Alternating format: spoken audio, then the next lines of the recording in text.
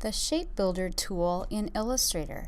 So the Shape Builder tool is a way that we can create new objects from overlapping objects. So notice in this graphic here I have a series of circles that are all independent at the moment. They don't have a stroke applied, they just have a fill of yellow. But they are all individual circles, as you can see when I select them.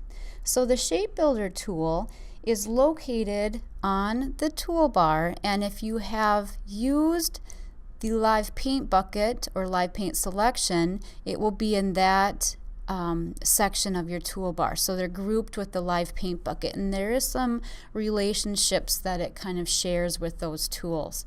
So I'm going to go ahead and click the Shape Builder tool.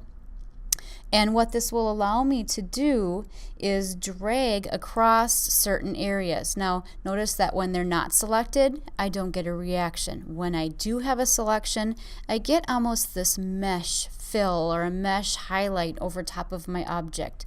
So let's go ahead and first get everything selected. So I'm Marquee Selection here. I'm using the selection tool to click and drag across all of these circles. And go to that Shape Builder tool, and now you can see I'm not clicking, but instead I'm just highlighting by moving my cursor over top of these areas, and you can see that highlighted mesh. So to create this shape, basically I'm going to drag the Shape Builder tool across the objects that I want to turn into a single object. So I'm going to click and drag, and you'll see I get these highlighted edges. And as I drag, now the thing is this tool can only go in a straight line, so I can't bounce it. I can't go up and then make a point and come down, but I can lift up on my cursor and do a second mixture here, or blending. So once it's done, I let up on my cursor, you can see that I have now these meshed areas. All right, and so then I could keep going, and I could do some of these interesting shapes here. And you can just keep clicking and dragging. You don't have to do them all at one time. Okay, and so then here I have this area.